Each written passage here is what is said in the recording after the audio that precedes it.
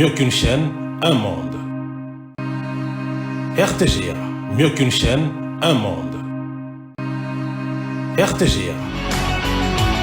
Sportive sur les ondes de la RTGA, messieurs, dames, merci de nous avoir choisis. On commence cette édition avec l'information au niveau du comité de la normalisation où son président Dieudonné Sambi qui a été reçu au mardi 25 février 2025 par Ahmed Yaya, président de la fédération mauritanienne de football. Cette visite s'inscrit dans les cadres du lancement de la FIFA Talent Academy en Mauritanie et les débuts officiels des travaux d'agrandissement du stade Cheikh Boïdia. Selon cette fédération, les deux présidents ont échangé sur le moyen des renforcements des coopérations communes au service du football dans leurs pays respectifs et du football africain d'une manière générale.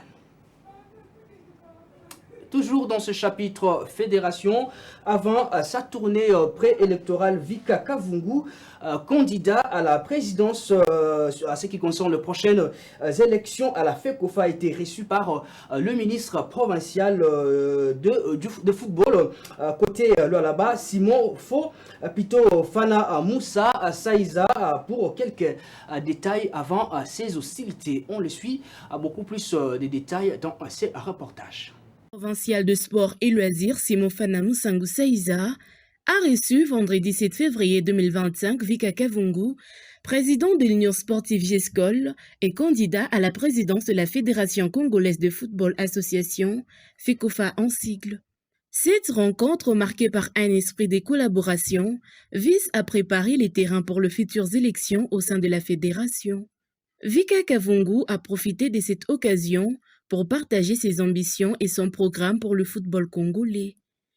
En vue d'une tournée dans plusieurs villes du pays, il a sollicité le soutien du ministre des tutelles afin d'établir une base solide avant le processus électoral. J'étais dans l'obligation, avant de quitter la province pour le processus électoral à la FECOFA, c'était dans l'obligation d'informer des patrons de la province côté du sport, pour voir comment la province pourra m'accompagner pour cette aventure, puisque nous tenons vraiment prendre la tête de la FECOFA. Bon, nous avons discuté par rapport à mon programme, qui est vraiment très ambitieux, et puis les fédérations phares que j'ai pris comme repère, je dois faire une petite tournée par-ci, par-là, et puis par rapport à la planification des processus électoraux pour placer une base à Kinshasa en attendant les élections. Oui, sinon, le ministre est d'accord, l'excellence est d'accord de m'accompagner, surtout avec les programmes. Nous savons tous qu'avec ces programmes, ça serait un plus pour le football congolais, puisque nous tenons vraiment à révolutionner notre football. Le ministre Simon Fanamou Sangou Saïza a exprimé son accord pour accompagner cette initiative avec la bénédiction, bien sûr, de la première citoyenne du Lualaba, Fifi Masuka Saini. On va quitter là-bas pour rentrer ici à Kinshasa pour parler de l'entente urbaine de football de Lukunga, les cercles sportifs Katasi du Congo qui s'est imposé mardi 25 devant le football club Bayama du Congo sur les notes de 5 buts à 0 en côté terrain annexe du stade des Martyrs. Je voulais suivre les réactions tour à tour après cette victoire des deux coachs des deux équipes. Suivez. Ballon, c'est un problème. Bon, ils appellent bien pour tout le monde. Tout le monde a failli. À la prochaine match, donc tout le monde. Dans l'ensemble, il y a presque tout le monde. Tout le monde. Par rapport, il y a deux matchs moto comme ça. En tout cas, le Lépena est PCP. Et là, le BZT, nous allons continuer à travailler pour ça, merveille. Donc, dans le match, en tout cas, tout ça, c'est fort. Bon, par rapport à deux matchs. Tu me regardes comme ça, multiplier sur les formes, sur le tobac, tu seras qui comité, tu vas qui match à l'heure, tu as l'effort, tu as 3 buts, 4 buts, tu marques. Tu prépares qu'on a travail. Tu vas qui l'heure, tu prépares, tu faut marquer 5 buts, 4 buts. Bon, pour nous, fanatique, nous sommes à la banque. On va changer de chapitre cette fois-ci pour parler basketball dans cette édition, la Ligue provinciale de basketball de Kinshasa. Voici donc les rendez-vous prévus pour ce jeudi 27. D'abord, chez les dames, Ngaba jouera à CNSS à 14h juste et chez les messieurs Rich STP, ça sera à 15h30 comme vous le voyez. Et puis Mbinza City jouera Espoir Foucache à 17h15.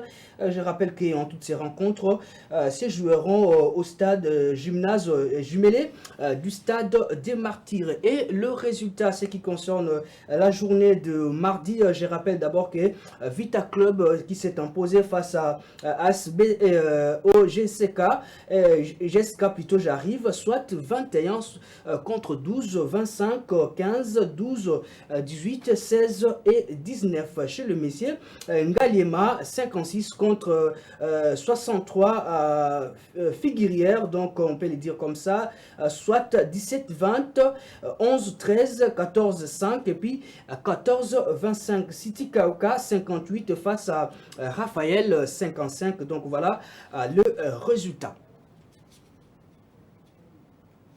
Et côté volleyball, club Espoir de Kinshasa se prépare déjà pour le championnat local et interclub d'Afrique Libye 2025. Cela s'est fait au gymnase de la police nationale congolaise avec un effectif qui prend du volume. Le précision suivait son entraîneur qui a donné les grandes lignes à ce qui concerne les préparations. En retard, mais qu'à cela nous tienne, nous avons eu la chance que la grande partie des athlètes de cette équipe ont travaillé avec le coach IND, avec les U21. C'est un plus pour nous. On a essayé dans un premier temps d'harmoniser en termes de préparation physique spécifique pour mettre tout le monde au même diapason. C'est ce qu'on a pas faire. Et ensuite, on a axé notre travail beaucoup plus sur la défense haute, notamment en termes d'alignement. Parce que ça, c'est quelque chose qui nous a beaucoup manqué lors de la dernière participation en Coupe d'Afrique. On a un problème d'alignement au niveau du bloc, donc on travaille sur ça. Et par rapport à cet alignement, on met également en place un schéma défensif. C'est vrai que le championnat de l'Évoqué, on va le prendre au sérieux, mais il va nous servir de sparring par rapport à toutes les équipes pour pouvoir préparer au mieux la compétition africaine. Et à notre tour, on va essayer de mettre les bouchées doubles avec toujours comme objectif d'être leader à ce championnat. Mais c'est pour toutes les choses. Quand on fait des transferts, c'est pour garder cet effectif en fonction de toutes les compétitions auxquelles nous serons invités à participer.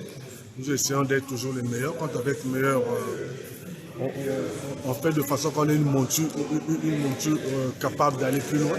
C'est ce que nous faisons. Donc ils ont intégré l'équipe. On va essayer de travailler, d'améliorer ce qui n'a pas été la saison passée, d'aller au plus sur le plan technique que chacun d'eux donne le maximum de lui. Et quand on va faire l'assemblage, je pense qu'on aura une équipe cohérente et très dynamique et beau à voir à jouer. On va parler cette fois-ci basketball sur fauteuil avant de conclure complètement avec cette édition. La République démocratique du Congo va organiser la phase finale de la Coupe d'Afrique des Nations dans la version féminine de la dite discipline au mois d'octobre prochain. La décision, plutôt la signature a été paraphée en Afrique du Sud par les comités des AWBF Africa. Suivez Gégé Kijubanata, président de cette fédération, qui est revenu avec les grandes lignes au micro de Fallon Kanida. Donc le discours était très simple, c'était de démontrer la volonté des autorités du pays qui suivent ce que la fédération est en train de faire, le développement, l'épanouissement des personnes avec handicap, l'inclusion à travers le sport. Donc c'était simple et l'enthousiasme que les éliminateurs ont eu à Kinshasa, l'engouement, que ce soit en 2024 ou en 2023, ont fait en sorte que le Congo soit choisi aujourd'hui pour recevoir à la CAN U25 2025. Donc grosse satisfaction. Et en même temps, le Congo en avait besoin parce que nous avons besoin d'unir le pays à travers ce que nous sommes en train de traverser. Et quand ils ont vu les jeunes gens jouer, et sachant que ces jeunes gens viennent de partout, du Congo, surtout de l'Est du pays, je pense que les responsables monde et Afrique, ainsi que nous, au niveau de la zone, nous avons cédé a donné le Congo par cette organisation. Et aussi, quand ils ont vu les efforts des autorités par rapport à la francophonie, les installations, tout ce que nous avons au pays, ils ont tous... Fin de votre journal des sports sur les antennes de la RTGA. Messieurs, dames, merci de nous avoir suivis. Hein. Derrière la caméra, il y avait Yannick Bilamo, Fiestambourg. Tous vous disent surtout merci et ne nous quittez pas. Bonne suite de programme sur nos antennes. Au revoir. RTGA